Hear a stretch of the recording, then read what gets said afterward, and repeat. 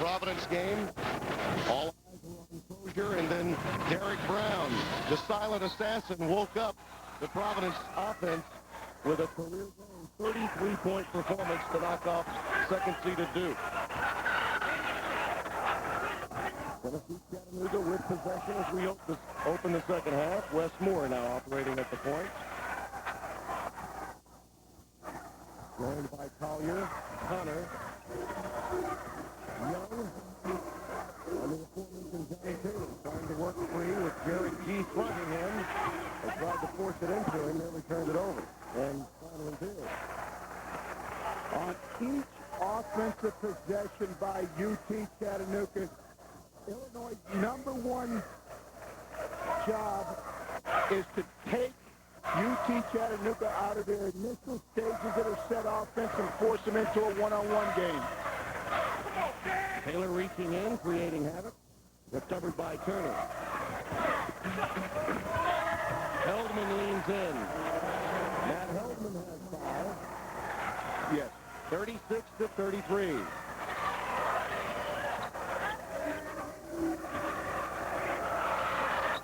See, this is another example of what I talked about.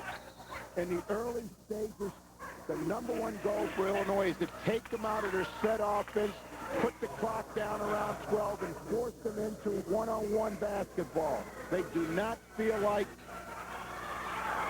UT Chattanooga can beat them in the late stages of the clock one-on-one.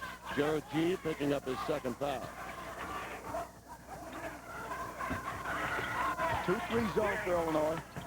Nice touch pass by Taylor to Moore. Great recognition. Well, the 6'8" star knows that someone else can help out from the perimeter as Moore knocks that one down. He has 6.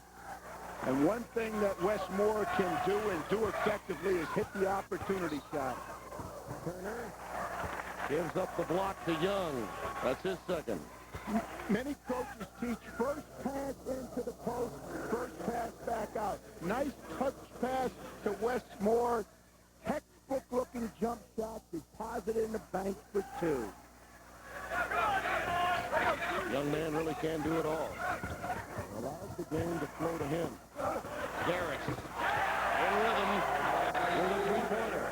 He just tied Doug Altenberger's Illinois record for three-pointers in the season. That was 76. He just tied him.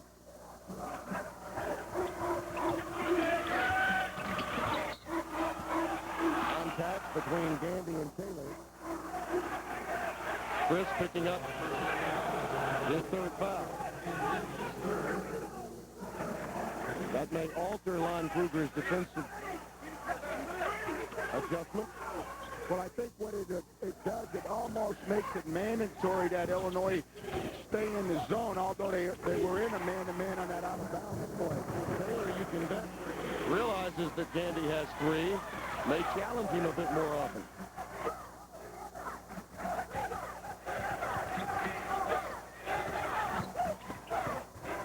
Turner with a tough pass.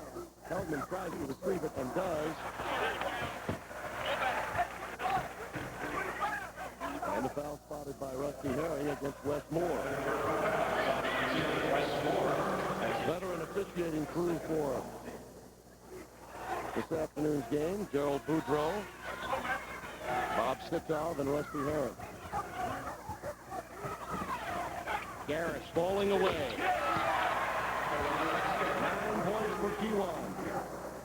41-38. Slaps that deck. In Duke fashion, something Lon Kruger's taught since his days at Pan American, as well as Kansas State, on to Florida, and now to Champaign-Urbana. Successful everywhere he's been. Defense always a constant. And another foul spotted against Jared G, his third.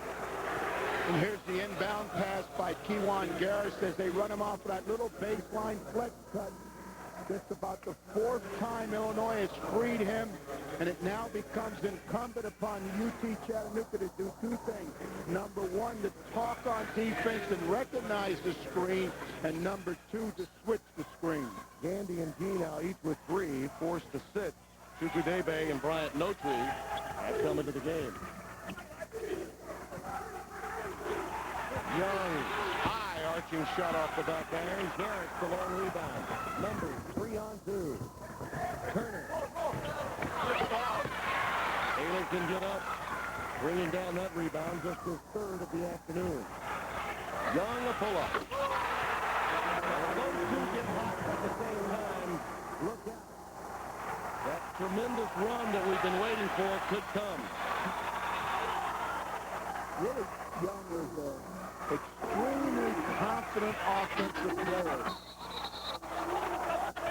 Contact between the two lines. Kruger, I've never seen him this upset.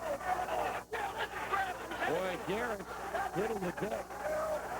Double foul will be called, and Lon Kruger can't believe it. There's the initial contact between Connor and Garrett. I think that was absolutely the correct interpretation. It should have been a double foul. I've never seen Lon with that much choreography. I think the initial contact created by Isaac Connor is what bothered Lon Kruger. You look at Lon Kruger doing most of the game, he kind of reminds you of an uncle that takes you out for ice cream and to the movies. He has such a classic personality. And Ron Gunther was criticized for hiring him because of his laid-back nature, but that, of course, has been disproven. See, right here is where it all starts. Their arms are tangled up, and both players wrestle each other to the floor, and it would be hard to distinguish who initiated it and why. We don't have Judge Ito here today, so the referees have to make their own judgment. If we did, we could have quadruple overtime. We'll call a sidebar. Feldman now operating at the point with a fresh 35 after that double foul. And again, more contact between the two. And it will be Connor whistled this time. So clearly, Lon Kruger caught the ear of the officials. So the moment that this contact was initiated, the whistle came. It's very difficult for most defensive players to maintain a high level of mental discipline as you play physical defense. You can play physical defense, but what you have to do is you have to keep your feet moving. Heldman a runner. Matt Heldman has 7. 43-41. And we had another foul. Rusty Herring. Billy Hutchins this time. Okay, right now, it's really important that Westmore bring the team together and say, fellas, we must adjust to the officiating. They're calling it tight. Yeah, everything changes after the double foul. Harris works in on Hutchins. A very productive trip. And it began with Lon Kruger in a very bad humor. And now Matt McCarthy getting his licks in at the other end. Bending the ear of Bob Sikoff, and now Gerald Boudreau up at the top of your screen. The referees will never adjust to the players. The players must adjust to the referees. You know what Matt McCarthy's thinking. We deserve a break here. Now block against Young. And it's only going to get worse. Technical foul against Matt McCarthy. All right, Matt, don't get yourself thrown out of the game. Don't get thrown out, Matt. You don't need it, baby. Your team's too good. And it was the right interpretation. The rule says that the defensive player must have his 2 feet planted in a stationary position. He did not have his 2 feet planted.